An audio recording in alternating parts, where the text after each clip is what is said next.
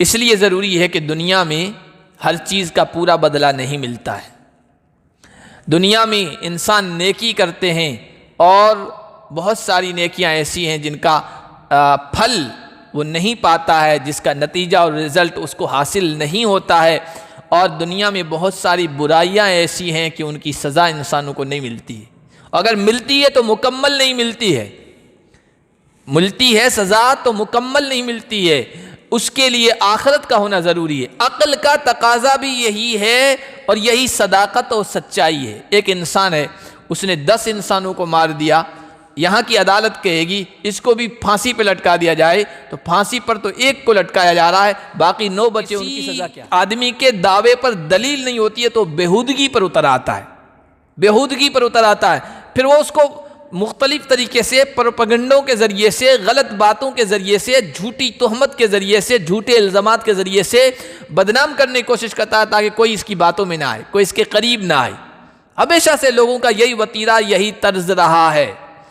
کہ جب ان کے دعوے پر دلیل نہیں ہوتی ہے کہ ارے ان کے قریب مت جاؤ، ان کے پاس مت بیٹھو، ان کی باتوں سے متاثر ہو جاؤ گے۔ نبی پاک صلی اللہ علیہ وسلم کے بارے میں بھی کافر لوگ یہی کہہ رہے، اور عجیب بات یہ ہے کہ نبی پاک صلی اللہ علیہ وسلم کے بارے میں کہہ رہے ہیں اللہ پر جھوٹ گڑ رہا ہے، حالانکہ پورا مکہ 40 سال تک،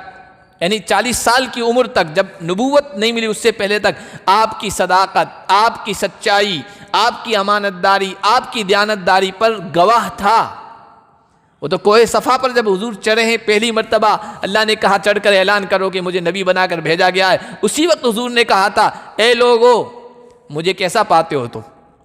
تو ابو لہب نے اس موقع پر کہا تھا، اور اس کے جو بھی سب لوگ جمع ہوئے تھے، کہا کہ جربناک مرارن، ہم نے آپ کو کئی مرتبہ آزمایا ہے، دیکھا ہے، پرکھا ہے، آپ میں سچ کے علاوہ کبھی کچھ نہیں دیکھا ہے، لیکن جب کہا کہ قولوا لا الہ الا اللہ تفلحوا، تو پھر سنو اللہ کی طرف سے میں یہ پیغام پہنچا رہا ہوں، یہ لات، منات، عزا، یہ دیوی، یہ دیوتائیں کچھ بھی نہیں ہے، تو بھڑک گئے۔ پھر کہا کہ نہیں، پھر یہ سب باتیں کی جو یہاں قرآن نقل کر رہا ہے۔ صداقت، سچائی پر آج تک، یعنی 40 سال سے پہلے تک سب متفق تھے، لیکن جب دوسری باتیں نہیں ملی، اپنے دعوے پر دلیل نہیں، تو کہا یار یہ تو جھوٹا ہے۔ دوسری بات کہ پاگل ہے، پاگل انسان کبھی صحیح فیصلے نہیں کرتا ہے۔ اللہ کے نبی صلی اللہ علیہ وسلم کے فیصلے، اللہ کے نبی صلی اللہ علیہ وسلم کی سمجھداری، معاملے کو سمجھنا، معاملے کی تہ تک پہنچنا، معاملہ فہمی، یہ سب کے نزدیک مسلم تھی۔ اور بہت مشہور واقعہ ہے حجر اسود کو، جب بیت اللہ کو تعمیر کیا جاتا، نئے سرے سے حجر اسود کو رکھنا تھا، اپنی جگہ فٹ کرنا تھا، تو ہر قبیلہ جو ہے نا وہ آ گیا، ہر برادری آ گئی، ہم رکھیں گے، یہ سعادت ہم حاصل کریں گے، اور لڑائی ہو رہی تھی آپس میں، قریب تک کہ تلواریں کھنچ جائے گی، خون ریزی ہو جائے گی۔ کہا یہ نہیں ہونا چاہیے، تو کہا کیا کریں کہ کل صبح سویرے جو سب سے پہلے بیت اللہ میں پہنچے گا وہ جو فیصلہ کرے گا اس کے لیے ہم تیار ہیں۔ دوسرے دن دیکھا کہ سب سے پہلے نبی پاک صلی اللہ علیہ وسلم پہنچے ہوئے، حضور پہنچے ہوئے، اور حضور کو دیکھتے ہی کہا کہ یہ بالکل صحیح آدمی ہے۔ پھر حضور نے جو فیصلہ کیا، دیکھو تلواریں جو ہے نیام سے باہر نہیں آنے دی، حضور نے کہا چادر لے آؤ، اس میں حجر اسود کو رکھو، سب چادر کو پکڑو اور اس کی جگہ تک لے جاؤ، پھر اس میں ہم نصب کر دیں گے، فٹ کر دیں گے، لڑائی کی نوبت نہیں آتی۔ سب سمجھتے تھے کہ اس سے زیادہ ہوشیار، سمجھدار، معاملے کو سمجھنے والا نہیں ہے، لیکن جب اپنے دعوے پر دلیل نہیں، لاجواب ہو گئے حضور کی گفتگو، آپ کے پیغام، آپ کی مضبوط دلائل کے سامنے کہ ہم بھی جنہ، یہ تو آگے کی چند آیتوں میں قوم سبا کا تذکرہ آیا ہے، جس پر اللہ تبارک و تعالیٰ کی بڑی نعمتیں ہوئی، احسانات ہوئے، لیکن انہوں نے ناقدری کی، ناشکری کی، جس کی وجہ سے اللہ کی طرف سے سزا ہوئی۔ تو وہاں اس کا تذکرہ آیا، اس وجہ سے اس سورت کا نام سورہ سبا ہو گیا ہے۔ اس سورت کے اندر جو بنیادی باتیں ہیں ان کو بیان کیا گیا ہے۔ پچھلی سورت الاحزاب جو ختم ہوئی تھی تو وہ امانت کے تذکرے پہ ختم ہوئی تھی کہ ہم نے امانت کی ذمہ داری دوسری مخلوقات کے سامنے پیش کی، لیکن انہوں نے اس کے اٹھانے سے منع کر دیا کہ ہم سے نہیں ہو سکتا ہے، اور انسان نے اس ذمہ داری کو اپنے کندھوں پر لے لیا۔ امانت میں سب سے اہم چیز وہ ہے توحید۔ اس لیے اس سورت کی شروعات توحید سے کی گئی ہے۔ امانت کے اندر ویسے تو عقیدہ بھی آتا ہے، اعمال بھی آتے ہیں۔ انسان جو بھی کام کرتا ہے وہ بھی امانت کے اندر ہے اور عقیدہ بھی، اور عقیدے میں بنیادی چیزیں 3 ہیں جن پر ایمان رکھنا ضروری ہے۔ سب سے پہلے اللہ کی توحید، دوسرے نمبر پر نبی کی رسالت و نبوت کو ماننا، اور تیسرے نمبر پر آخرت کا یقین رکھنا۔ یہ 3 بنیادی عقیدے ہیں۔ اس صورت میں انہی چیزوں کو بیان کیا جائے گا۔ سورت جو شروع ہو رہی ہے وہ الحمدللہ کے لفظ سے۔ قرآن کریم میں سورۃ الفاتحہ، سورۃ الانعام، سورۃ الفاطر جو اس کے بعد آ رہی ہے، اور یہ سورہ سبا، یہ وہ صورتیں ہیں جو اس کلمے کے ساتھ شروع ہوئی ہے۔ الحمدللہ تعریف کا کلمہ ہے، جملہ ہے، اور اللہ کو یہ بہت پسند ہے۔ حدیث شریف میں اس کی بڑی فضیلت بیان ہوئی ہے، ثواب بیان ہوا ہے، اور اللہ تعالیٰ کو ایسے بندے بہت پسند ہیں جو ہر حال میں اللہ کی تعریف بیان کرتے ہیں۔ بلکہ بعض حدیث میں آیا کہ جو الحمدللہ کہنے کے عادی ہیں، جن کی زبان پر ہر حال میں الحمدللہ ہے، خوشی ہو تو بھی الحمدللہ، غمی ہے تو بھی الحمدللہ، دھوپ ہے تو بھی الحمدللہ، چھاؤں ہے تو بھی الحمدللہ، اچھے حالات ہیں تو بھی الحمدللہ، برے حالات ہیں تو بھی، تنگی ترشی ہے تو بھی، خوشحالی ہے تو بھی، ہر حال میں کہتے ہیں میرا اللہ مجھے جس حال میں رکھے میں اس کے فیصلوں پر راضی ہوں۔ اللہ سے عافیت طلب کرتا ہوں، خیر طلب کرتا ہوں، اچھائی طلب کرتا ہوں، پریشانیوں کی دور کرنے کی درخواست کرتا ہوں، اس کے بعد بھی مولا جس حال میں رکھے میں اس پر راضی ہوں۔ یہ ہے الحمدللہ کا مطلب۔ تو یہ اللہ کو بہت پسند ہے۔ حدیث میں آیا کہ جنت میں سب سے پہلے جن کو پکارا جائے گا کہ آؤ جنت کے اندر چلے جاؤ، اول من یدعا الی الجنہ الذین یحمدون اللہ فی السراء والضراء، جو تکلیف میں اور خوشحالی میں، تنگی میں اور اچھی حالت میں، ہر حال میں اللہ کی تعریف کرتے تھے۔ اس لیے بہت ساری تفصیل حدیث میں عجیب و غریب باتیں بیان کی گئی ہے کہ جو بندہ الحمدللہ کہتا ہے اس کے لیے کتنی بڑی فضیلت ہے، کتنا بڑا اجر و ثواب ہے، اللہ اس سے کتنا خوش ہوتا ہے۔ ایک حدیث آپ لوگ سنتے رہتے ہیں کہ جب کسی بندی کے بچے کا انتقال ہو جائے، چھوٹے بچے کا، اور اس کو جب خبر پہنچے تو وہ کہے الحمدللہ، میرے مولا جس حال میں رکھے میرے مولا کی تعریف ہے، میں اس پر راضی ہوں۔ تو جب روح قبض کر کے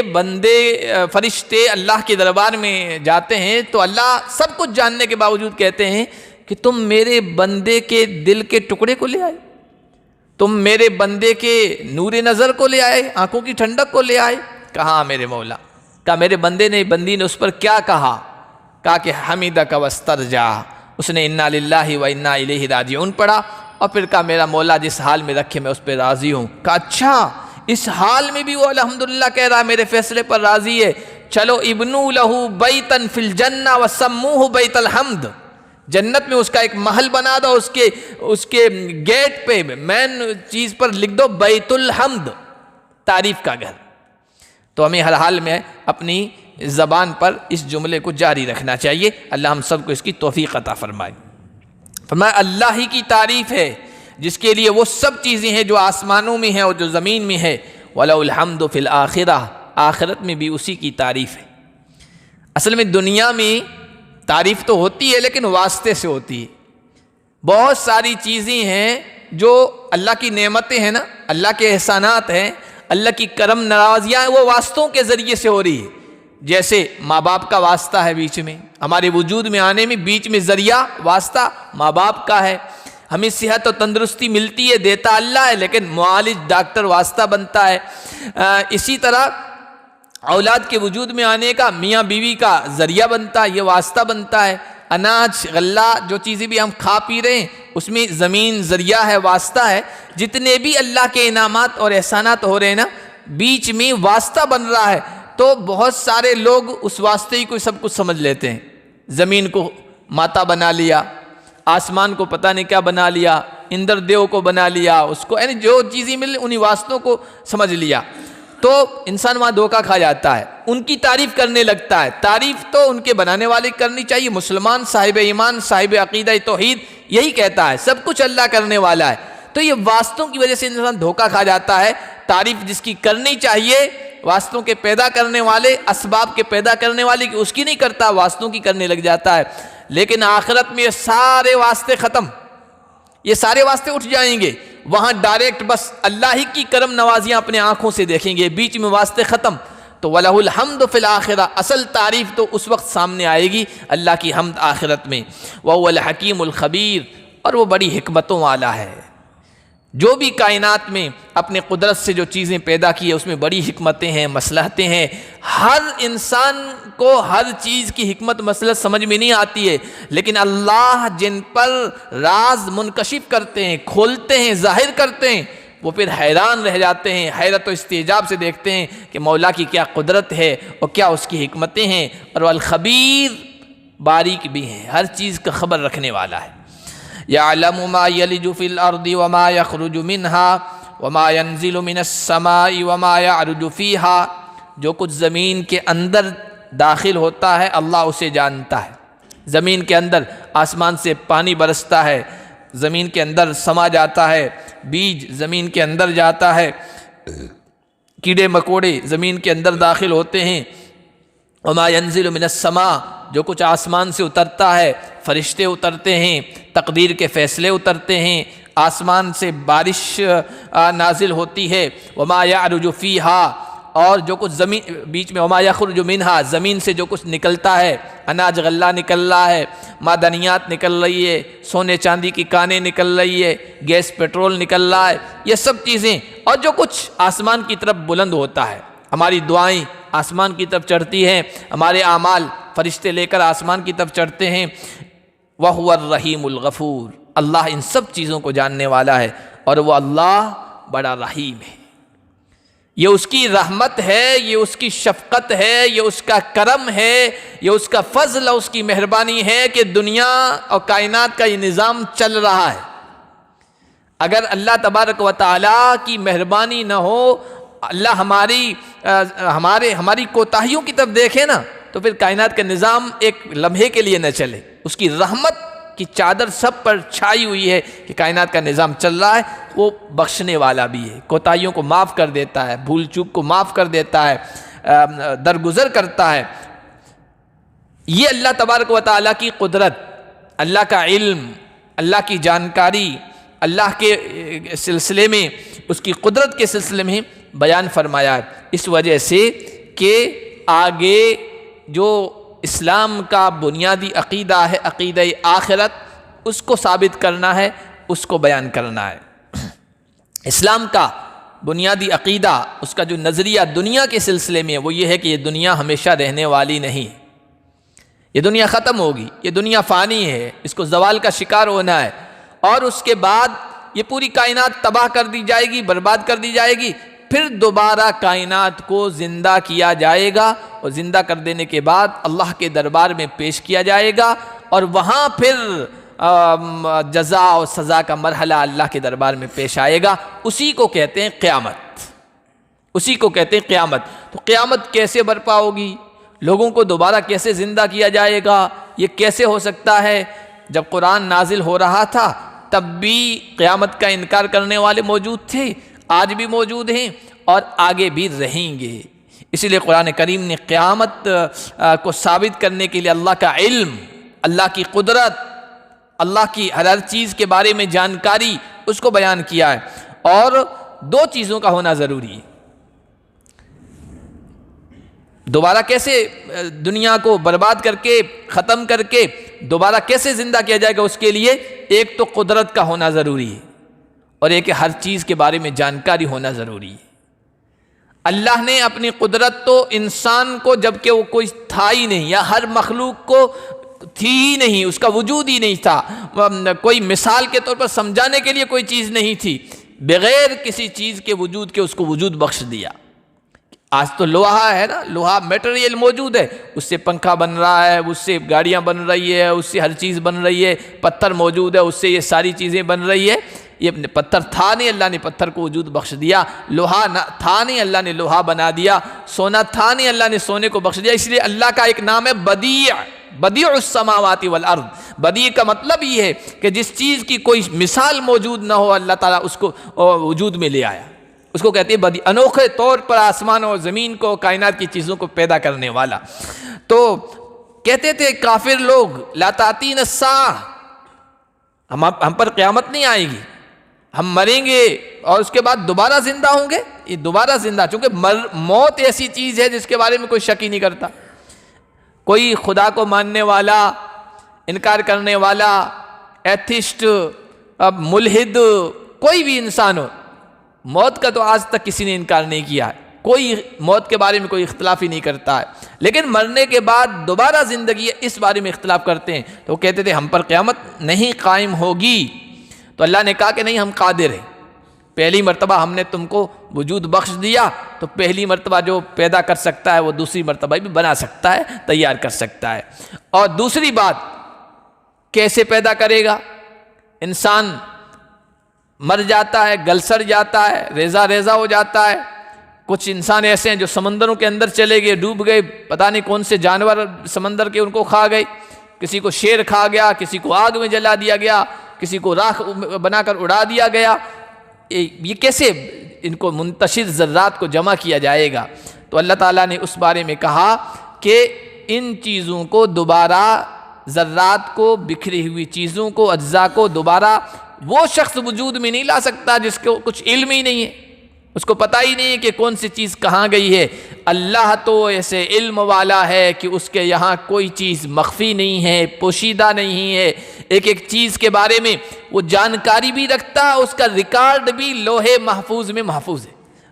قل، آپ ان سے کہیے، بلا، کیوں نہیں، میرے رب کی قسم، قیامت تو آئے گی تم پر، عالم الغیب، میرا رب جو ایک ایک پوشیدہ چیز کو جاننے والا ہے۔ اللہ کو عالم الغیب ہمارے لحاظ سے کہا ہے،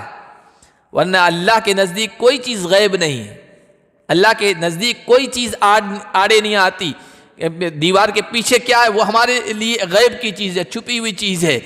وہ ہمارے لحاظ سے اللہ کو عالم الغیب کہا گیا ہے کہ غیب کا بھی جاننے والا، شہادہ یعنی حاضر چیزوں کو بھی جاننے والا ہے۔ ورنہ اللہ کے لیے غیب حاضر سب برابر ہے، دونوں برابر ہے۔ انسانوں کے لحاظ سے اللہ کو کہا گیا عالم الغیبی۔ لا يعزب عنہ مثقال ذرۃ فی السماوات ولا فی الارض، اللہ سے تو آسمانوں میں اور نہ زمین میں ذرے کے برابر کوئی چیز پوشیدہ نہیں ہے، ذرے کی کوئی حیثیت ہی نہیں ہے۔ ذرہ کسے کہتے ہیں؟ سورج طلوع ہو رہا ہو مشرق سے اور آپ کے گھر کی کھڑکی ادھر ہو، اور کھڑکی یا دروازے کے درمیان تھوڑی سی کوئی لکیر ہوتی ہے، شگاف ہوتا ہے، اور وہاں سے روشنی آ رہی ہے، اور روشنی میں اڑتی ہوئی چیز جو محسوس ہوتی ہے اس کا کوئی وجود ہی نہیں ہوتا ہے، وہ جو اڑ رہا ہوتا ہے اس کو ذرہ کہتے ہیں، وہ ایک معمولی چیز ہے۔ اتنی باریک چیز بھی اللہ کی نگاہ سے مخفی و پوشیدہ نہیں ہے، نہ آسمانوں میں نہ زمین میں۔ ولا اصغر من ذلک ولا اکبر، نہ ذرے سے چھوٹی نہ ذرے سے بڑی، سب اس کی نگاہ میں برابر ہے، سب اس کی نگاہ میں برابر۔ ایک ذرے سے یا چیونٹی سے لے کر جبرائیل امین تک، فرشتوں میں یوں کہیے سب سے فرشتوں کے سردار، رائی سے لے کر پربت تک، قطرے سے لے کر دریا تک، کوئی چیز ایسی نہیں ہے چھوٹی سے چھوٹی، بڑی سے بڑی، جو اللہ کی نگاہوں سے مخفی ہو۔ دوسری یہ فی کتاب مبین، کھلی ہوئی کتاب میں ریکارڈ بھی محفوظ ہے، تو جب اللہ چاہے گا، اب حکم ہوگا، کن ہوگا، امر کن، اور سب چیزیں وجود میں آ جائے گی۔ اور یہ ہونا ضروری ہے، قیامت، دوبارہ پیدا کیا جانا یہ ضروری ہے۔ کیوں ضروری ہے؟ اس لیے کہ لیجزی الذین آمنوا وعملوا الصالحات، اس لیے ضروری ہے کہ دنیا میں ہر چیز کا پورا بدلہ نہیں ملتا ہے۔ دنیا میں انسان نیکی کرتے ہیں اور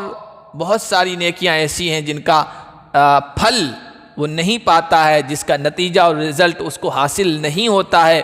اور دنیا میں بہت ساری برائیاں ایسی ہیں کہ ان کی سزا انسانوں کو نہیں ملتی ہے، اگر ملتی ہے تو مکمل نہیں ملتی ہے،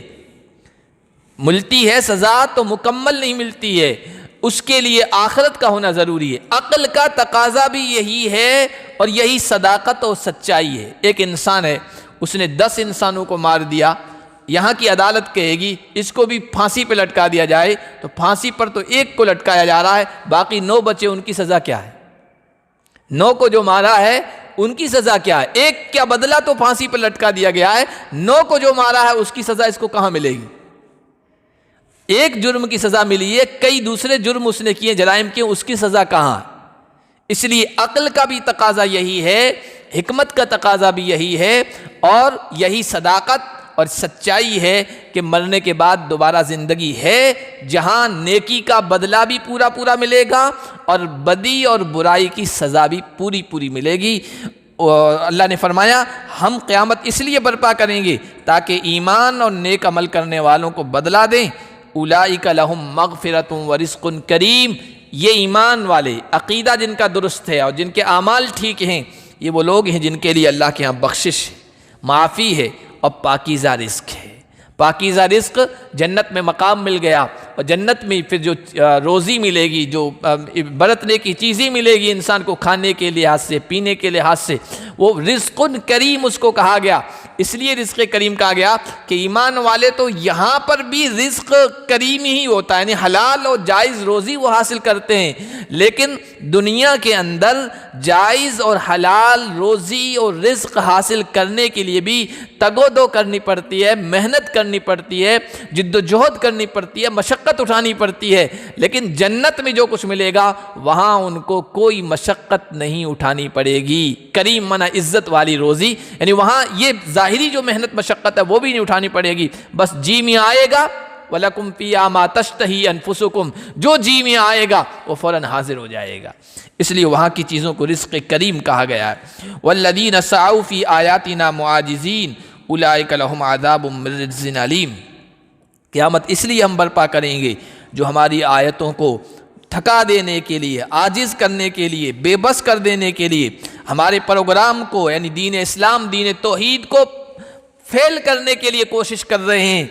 ان کے لیے وہاں پر دردناک ہم نے عذاب تیار کر رکھا ہے۔ اچھوں کو ان کی اچھائی کا بدلہ ملے اور بروں کو ان کی برائی کی سزا ملے، اس لیے ہم نے قیامت کا فیصلہ کیا ہے اور قیامت طے کی ہے۔ وَيَرَى الَّذِينَ أُوتُوا الْعِلْمَ الَّذِي أُنزِلَ إِلَيْكَ مِن رَّبِّكَ هُوَ الْحَقُّ، اللہ بیان فرما رہے ہیں کہ انکار کرنے والے انکار کرتے ہیں، لیکن جو لوگ آسمانی کتابوں کا علم رکھتے ہیں، جن کو وحی الہی کے بارے میں پتہ ہے، جن کو رسولوں کے بارے میں پتہ ہے، جو نبیوں پر یقین رکھتے ہیں، چاہے وہ قرآن کے ماننے والے ہو، محمد الرسول اللہ کے ماننے والے ہو، چاہے ان سے پہلے نبیوں کے ماننے والے ہو، جو نبیوں اور رسولوں کو مانتا ہے، وحی الہی کو مانتا ہے، عیسیٰ کے ماننے والے ہو، موسیٰ کے ماننے والے ہو، سلیمان کے ماننے والے ہو، داؤد کے ماننے والے ہو، اور دوسرے نبیوں کے آدم سے لے کر حضرت محمد مصطفیٰ صلی اللہ علیہ وسلم تک جو نبی اور پیغمبر اور رسول آئے، ان پر جو ایمان رکھنے والے ہیں، جن کو آسمانی علم ہے، وَيَرَى الَّذِينَ أُوتُوا الْعِلْمَ، اور جن کو علم دیا گیا وہ سمجھتے ہیں، الَّذِي أُنزِلَ إِلَيْكَ مِن رَّبِّكَ وَالْحَقُّ، کہ جو یہ قرآن آپ کی طرف، آپ کے رب کی طرف سے اتارا گیا یہ سچ ہے، اور جو قرآن پروگرام پیش کر رہا ہے، جو عقیدہ پیش کر رہا ہے، جو باتیں پیش کر رہا ہے، جو ہدایتیں پیش کر رہا ہے، جو تعلیمات پیش کر رہا ہے، وہ سب برحق ہیں، اور قرآن ہی یہ کہتا ہے کہ مرنے کے بعد دوبارہ زندگی ہے، تو سب نبیوں پر یقین رکھنے والے جو لوگ ہیں وہ تو کہتے ہیں کہ هو الحق، مرنے کے بعد دوبارہ زندگی یہ سچ ہے، حق ہے، برپا ہونی ہے، وَيَهْدِي إِلَى صِرَاطِ الْعَزِيزِ الْحَمِيدِ، اور وہ جانتے ہیں کہ یہ قرآن اس زبردست اچھی صفات والے رب کے راستے کی طرف رہنمائی کرتا ہے، صحیح راستہ بتاتا ہے، صحیح عقیدہ بتاتا ہے، صحیح تعلیمات پیش کرتا ہے۔ وقال الذين كفروا هل ندلكم على رجل ينبئكم اذا مزقتم كل ممزق، قیامت کا جو انکار کرنے والے تھے وہ قرآن میں ان کی اس بات کو انداز بدل بدل کر، اسلوب بدل بدل کر، طرز بدل بدل کر بیان کیا گیا ہے کہ کافر لوگ کہتے ہیں کیا تمہیں پتہ ہے، تمہیں پتہ ہے مکہ میں ایک آدمی آیا ہے جو کہتا ہے تمہیں بتاتا ہے کہ جب ریزہ ریزہ ہو جاؤ گے، مزقتم کل ممزق، گل سڑ جاؤ گے، ریزہ ریزہ ہو جاؤ گے، ذرات بن کر بکھر جاؤ گے، ختم ہو جاؤ گے، نام و نشاں تمہارا مٹ جائے گا، تو وہ کہتا ہے کہ انکم لفی خلق جدید، تم نئے سرے سے دوبارہ پیدا کیے جاؤ گے۔ تمہیں پتہ ہے ایسا آدمی مکے میں آیا ہے، افطرا علی اللہ کذبا ام بہ جنہ، ہم تو نہیں مانتے اس بات کو، اور اس نے یا تو اللہ پر جھوٹ بات کہی، یہ اپنی بات کہہ رہا ہے لیکن اللہ کے ساتھ جوڑ رہا ہے، کہہ رہا ہے اللہ کہتا ہے کہ دوبارہ تمہیں زندہ کیا جائے گا، یہ اللہ پر جھوٹ گڑ رہا ہے، اور یا تو یہ جھوٹا ہے نعوذ باللہ، اللہ کے نبی صلی اللہ علیہ وسلم سے کہہ رہے ہیں ام بہ جنہ، یا اس پر جنون ہے، پاگل پن ہے، پاگل انسان ہے نعوذ باللہ۔ عجیب بات یہ ہے کہ جو لوگ قیامت کا انکار کرتے ہیں، ان کا یہ دعویٰ ہے کہ قیامت قائم نہیں ہوگی، ان کے اس دعوے پر ان کے پاس کوئی دلیل نہیں ہے، اور جب کسی آدمی کے دعوے پر دلیل نہیں ہوتی ہے تو بےہودگی پر اتر آتا ہے، بےہودگی پر اتر آتا ہے، پھر وہ اس کو مختلف طریقے سے پروپیگنڈوں کے ذریعے سے، غلط باتوں کے ذریعے سے، جھوٹی تہمت کے ذریعے سے، جھوٹے الزامات کے ذریعے سے بدنام کرنے کی کوشش کرتا ہے تاکہ کوئی اس کی باتوں میں نہ آئے، کوئی اس کے قریب نہ آئے۔ ہمیشہ سے لوگوں کا یہی وتیرہ، یہی طرز رہا ہے کہ جب ان کے دعوے پر دلیل نہیں ہوتی ہے، کہتے ارے ان کے قریب مت جاؤ، ان کے پاس مت بیٹھو، ان کی باتوں سے متاثر ہو جاؤ گے۔ نبی پاک صلی اللہ علیہ وسلم کے بارے میں بھی کافر لوگ یہی کہہ رہے، اور عجیب بات یہ ہے کہ نبی پاک صلی اللہ علیہ وسلم کے بارے میں کہہ رہے ہیں اللہ پر جھوٹ گڑ رہا ہے، حالانکہ پورا مکہ 40 سال تک، یعنی 40 سال کی عمر تک، جب نبوت نہیں ملی اس سے پہلے تک، آپ کی صداقت، آپ کی سچائی، آپ کی امانت داری، آپ کی دیانت داری پر گواہ تھا۔ وہ تو کوہ صفا پر جب حضور چڑھے ہیں پہلی مرتبہ، اللہ نے کہا چڑھ کر اعلان کرو کہ مجھے نبی بنا کر بھیجا گیا ہے، اسی وقت حضور نے کہا تھا اے لوگو مجھے کیسا پاتے ہو تم؟ تو ابو لہب نے اس موقع پر کہا تھا، اور اس کے جو بھی سب لوگ جمع ہوئے تھے، کہا کہ جربناک مراراً، ہم نے آپ کو کئی مرتبہ آزمایا ہے، دیکھا ہے، پرکھا ہے، آپ میں سچ کے علاوہ کبھی کچھ نہیں دیکھا ہے، لیکن جب کہا کہ قولوا لا الہ الا اللہ تفلحوا، تو پھر سنو اللہ کی طرف سے میں یہ پیغام پہنچا رہا ہوں، یہ لات، منات، عزا، یہ دیوی، یہ دیوتائیں کچھ بھی نہیں ہے، تو بھڑک گئے۔ پھر کہا کہ نہیں، پھر یہ سب باتیں کی جو یہاں قرآن نقل کر رہا ہے، صداقت، سچائی پر آج تک، یعنی 40 سال سے پہلے تک سب متفق تھے، لیکن جب دوسری باتیں نہیں ملی، اپنے دعوے پر دلیل نہیں، تو کہا یار یہ تو جھوٹا ہے۔ دوسری بات کہ پاگل ہے، پاگل انسان کبھی صحیح فیصلے نہیں کرتا ہے۔ اللہ کے نبی صلی اللہ علیہ وسلم کے فیصلے، اللہ کے نبی صلی اللہ علیہ وسلم کی سمجھداری، معاملے کو سمجھنا، معاملے کی تہ تک پہنچنا، معاملہ فہمی، یہ سب کے نزدیک مسلم تھی۔ اور بہت مشہور واقعہ ہے حجر اسود کو، جب بیت اللہ کو تعمیر کیا جاتا، نئے سرے سے حجر اسود کو رکھنا تھا، اپنی جگہ فٹ کرنا تھا، تو ہر قبیلہ جو ہے نا وہ آ گیا، ہر برادری آگے، ہم رکھیں گے، یہ سعادت ہم حاصل کریں گے، اور لڑائی ہو رہی تھی آپس میں، قریب تک کہ تلواریں کھنچ جائے گی، خون ریزی ہو جائے گی۔ کہا یہ نہیں ہونا چاہیے، تو کہا کیا کریں کہ کل صبح سویرے جو سب سے پہلے بیت اللہ میں پہنچے گا وہ جو فیصلہ کرے گا اس کے لیے ہم تیار ہیں۔ دوسرے دن دیکھا کہ سب سے پہلے نبی پاک صلی اللہ علیہ وسلم پہنچے ہوئے، حضور پہنچے ہوئے، اور حضور کو دیکھتے ہی کہا کہ یہ بالکل صحیح آدمی ہے۔ پھر حضور نے جو فیصلہ کیا، دیکھو تلواریں جو ہے نیام سے باہر نہیں آنے دی، حضور نے کہا چادر لے آؤ، اس میں حجر اسود کو رکھو، سب چادر کو پکڑو اور اس کی جگہ تک لے جاؤ، پھر اس میں ہم نصب کر دیں گے، فٹ کر دیں گے، لڑائی کی نوبت نہیں آتی۔ سب سمجھتے تھے کہ اس سے زیادہ ہوشیار، سمجھدار، معاملے کو سمجھنے والا نہیں ہے، لیکن جب اپنے دعوے پر دلیل نہیں، لاجواب ہو گئے حضور کی گفتگو، آپ کے پیغام، آپ کی مضبوط دلائل کے سامنے کہ ام بہ جنہ، یہ تو پاگل ہے، کبھی ساحر کا، کبھی کذاب کا، کبھی پتہ نہیں کیا کہا۔ بل الذین لا یؤمنون، آج بھی آپ دیکھیے اسلام کے سلسلے میں اسلام کی تعلیمات، حقانیت، سچائی، اسلام کا جو پیغام ہے اور اسلام کی جو تعلیمات ہر مخلوق کے لیے جو ہے، اس کا کوئی جواب دنیا والوں کے سامنے اور اسلام کے دشمنوں کے سامنے نہیں ہوتا۔ کہتا یہ تو دہشت گرد ہیں، اور کبھی یہ تو شدت پسند ہیں، ارے ان کے یہاں تو یہ، یعنی ہزاروں باتیں آپ کو سننے کو مل جائے گی۔ اصل اسلام جو تعلیمات پیش کر رہا ہے اس کا توڑ ان کے پاس نہیں ہے، تو وہ سب یار یہ تو شدت پسند نہیں، یہ تو دہشت گرد ہیں، اور یہ عورتوں کو ان کا حق نہیں دیتے، اور یہ فلاں نہیں کرتے، وہ سارے اعتراضات لے آتے ہیں جن کا کوئی تعلق نہیں۔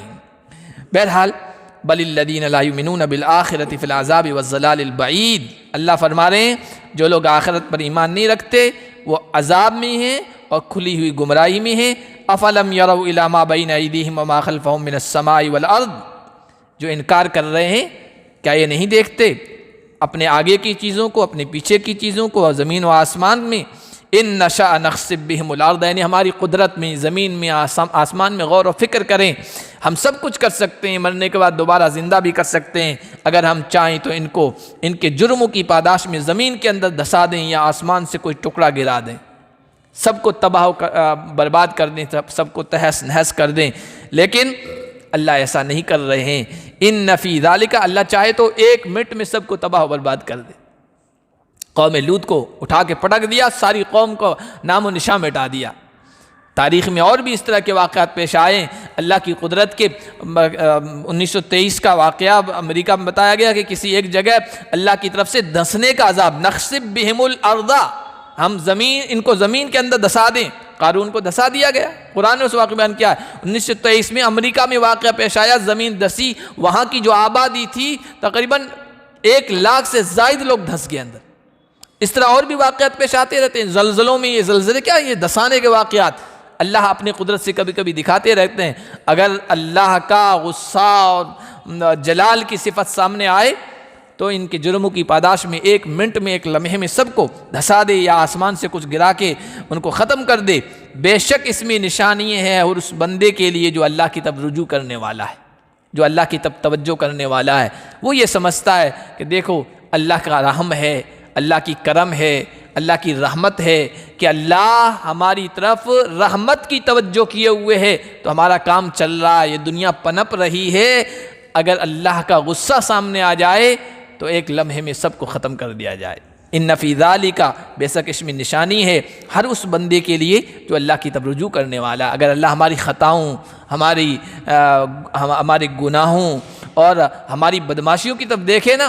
تو پھر 1 منٹ کے لیے بھی مہلت کا موقع نہیں ہمارے لیے، لیکن اللہ